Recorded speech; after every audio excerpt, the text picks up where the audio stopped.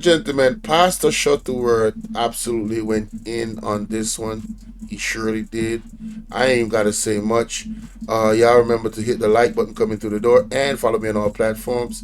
Let's get into this right here. He was really going in on the whole system, man. The government, everything. You know what I'm saying? That's why I know people don't watch Pastor Shuttleworth, because he really be going at these people. So let's get it. Quite a mouthful. It's troubling.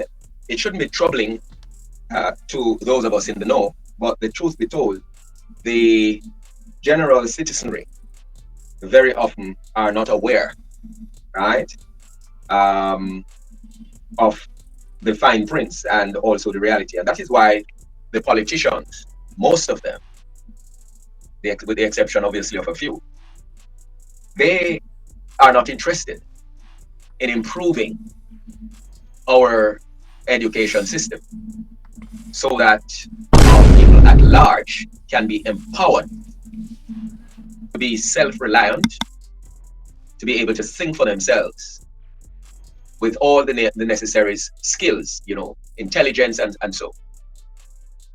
They want to keep the masses in the quagmire of ignorance so that they can pull wool over their eyes and tell them any old thing, anything, just talk. And whatever they say, they speak in ways at times that would be over the heads of the people.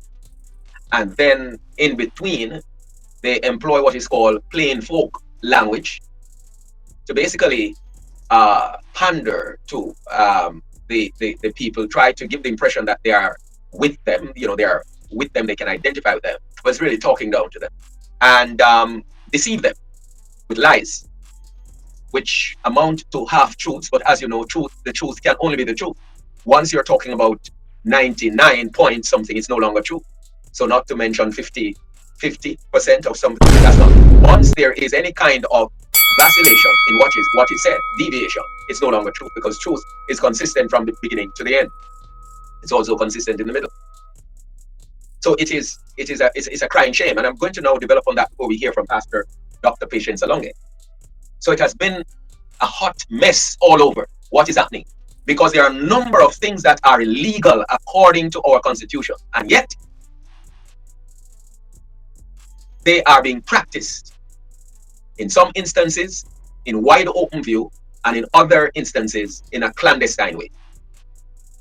And these are the people who have been leading us and showing up at prayer breakfast, showing up at Heal the Family, Heal the Nation, and so on, saying that they are worshiping God. Worshiping which God? It cannot be you, it cannot be Jesus the Christ. And that is why they don't want to have anything to do with Jesus the Christ, Son of the living God.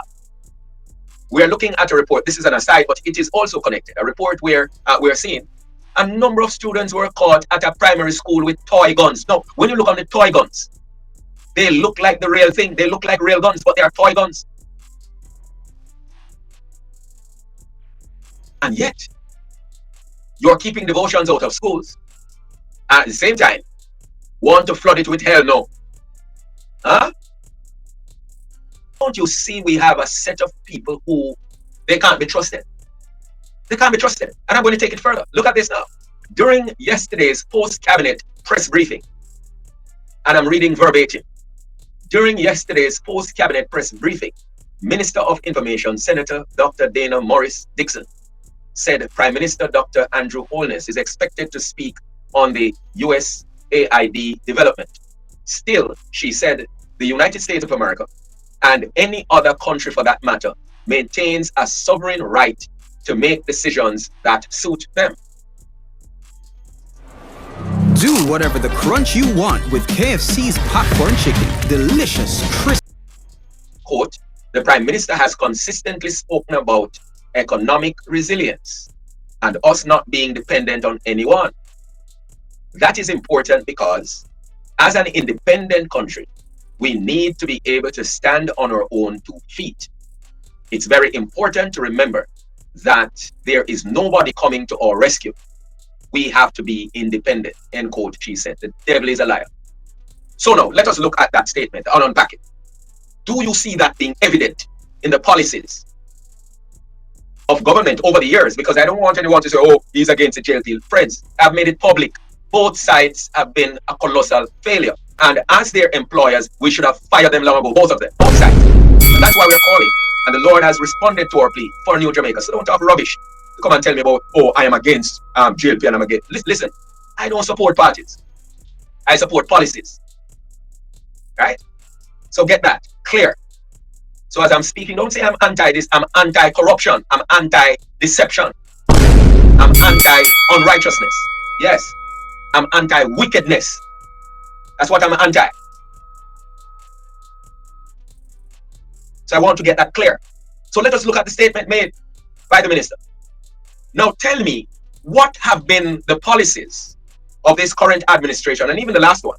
I've been in power 16 consecutive years before. You show me the policies that they have been pursuing that would help us to become economically resilient. Promoting tourism, building roads, building concrete jungle on our arable farmlands, investing millions upon millions of dollars, pushing needs, cashlessness.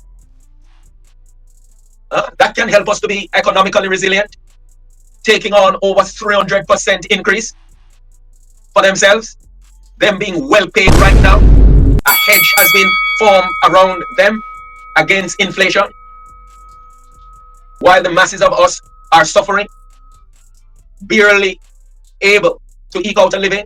The statistics have shown that our labor force, we are the worst paid in the Caribbean, the lowest paid, while our politicians are among the highest paid. What does that say to you? That will result in economic resilience. We give our teachers peanuts and allow our better or best and brightest mind, and of course we know we still have some bright ones who still remain, but the large majority of our best and brightest minds have left and gone abroad. The same thing in our health sector. We also have had a number of our best and brightest members from the security force, for example, JCF, also leaving. So it's massive brain drain. What are you talking about? What economic resilience? Or maybe you don't know what it means. You don't know what economic resilience is. Don't you know that there are intelligent people in Jamaica? To read into the nonsense that you people go around and be talking. What kind of economic resilience? Tell me something major that he has done. And the other side too. But since he's the one in power now, that would guarantee economic resilience. They should be ashamed of themselves. And then let's look at the other part of the statement. That Jamaica is an independent country. Well, we didn't see that when you run ahead and sign the Samoa Agreement. An independent country. We say, oh, we got to sign this satanic agreement, which requires us to grovel, to go into the soil literally, to sell our children, to embrace satanic lifestyle,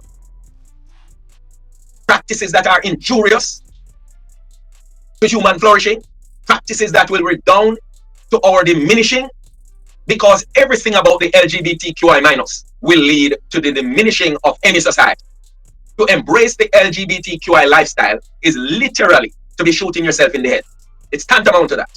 Because no nation, no community can grow if we practice and embrace the LGBTQI ideology or lifestyle. So what you're talking about? Independence? You're interested in Jamaica being independent? When you have gone cap in hand, tied yourself to the UN, signing the UN compact? What is she talking about? What are you talking about? Let me go on a little bit further. Talking about standing on our own 2 feet when we can't even feed ourselves. Look at.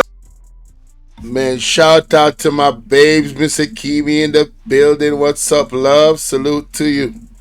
Man, the pastor is cooking, Dr. Dana Morris Dixon. And, well, he's cooking just the government overall, man. Let me play this back. Lord have mercy. Woo!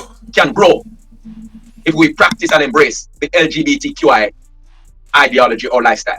So what you're talking about? Independence? You're interested in Jamaica being independent when you have gone cap in hand, tied yourself to the UN, signing the UN compact. Huh? What is she talking about?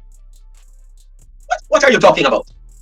Let me go on a little bit further. Talking about standing on our own 2 feet when we can't even feed ourselves. Look at our import bill and the continued widening of the trade deficit. What you're talking about? Standing on our own feet? What is she talking about? It is obvious that someone don't know what they're saying, or else you think you're talking to a set of idiots. Well, I'm calling you out, all of you out, because none of what you have said there is manifested in the policies and the actions that you have been taking over the years you have been involved. And then let me pull the other sentence apart as well.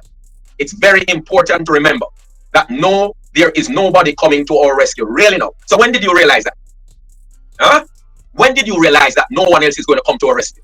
If you knew that no one else would come to Jamaica's rescue, then why is it agriculture has been treated the way it has been? Why is it our education system has been treated the way it has been treated over the years? Why is it we're not paying our teachers? Why is it we're not paying our doctors? And look at the ramshackled condition of our health sector. I have had to do visit recently, and it's a shame when I go into the hospital to do visit. It's a shame. And look at how much money have been exchanging hands all over the place. What you talking about? What are you talking about? If you knew that nobody would come to our rescue, why is it we have been pursuing this? Why is it we are pumping billions of dollars to train more and more police and more army, members of the army, right? Look at our population. And talking about building more prisons. You're not serious. You're not serious. Do you think that the NIDS will make us self-reliant? Do you think the NIDS, and I have to mention that because you're making it seem as if the NIDS and cashlessness is the be-all and end-all and will advance the society. Advance the society for who? The devil is a liar. And I'm saying it publicly. You leaders should be ashamed of yourselves. And as the wind blows, this is the year of the wind. Remember that. 57, 85, 2025. There is more exposure coming, and also people are going to be blown out of their positions. As also expect also that the wind is going to cause wide sweeping industrial unrest, social unrest, among other things. It's going to happen, friends. And in the midst of it, disasters. You can write it down. The only thing that will slow this down and or reverse or give some respite is Jamaica bowing before the crucified and risen Lord and Savior Jesus Christ, Son of the living God, and observing those 3 consecutive days of national mourning, fasting, prayer, and repentance. I know Lady Jenny wants to chat. Oh, man, listen. I agree with every utterance that he said. I mean, I'm not voting for party, I'm voting for policy. And one of the policies that, for me, in Jamaica, that disqualifies this government, there's many, but one of the policies is they can't tell us that we're independent and they're signing and joining themselves with all of these bodies overseas, and every time something happens, they're having their hands stretched out asking for aid. I've seen the Prime Minister come out publicly and said to entities like I think it's the UN and that group that they've signed with all the countries that, oh, we have done this and we have done that, it's full time now that you send us, we should be compensated. He was asking for compensation, and I'm like, wait a minute, we're not independent. We're absolutely not independent. We are so dependent, it's ridiculous. All right, we get all this aid now. U.S. aid has been taken away from us, and everybody's like, "Oh my God!" I don't have a problem with it personally. All right, I've listened to Miss Akimi. She's in the chat right now. Miss Akimi, please drop your link, and I would encourage everybody to go and check her out because she lives in America and she's giving you a great perspective of what well-thinking Americans think about where their tax dollars go. We a lot of people is looking at Trump like, oh, like America owes us something. America don't owe us nothing. The people of America and their tax dollars don't owe us nothing, right? So the withdrawal of the U.S. aid and all those things, and now he talked about agriculture. Look at the agricultural situation in Jamaica. Burial happened, and according to the Minister of Agriculture, we had 48,000 farmers that were affected. And this man, in a press briefing months ago, said that they helped like 500 of those farmers out. I'm like, wait a minute. That's less than a 1% of the amount of farmers. That's like 1% of the farmers in 48,000. So if it takes you 6 months to help 1% of the farmers, how much years do you think it's going to take you to actually rebuild or help all the farmers out? It's going to be 2% every year. So it's going to take 50 years, huh? That's the pace at which the government is rebuilding and helping our people. Like, bruh, it's trash. Signing the Samoa agreement, that's a no-no for me. NIDS, that's a no-no. Going fully digital, that's a no-no. The constitutional reform that they're talking about with a ceremonial president, that's a no-no for me.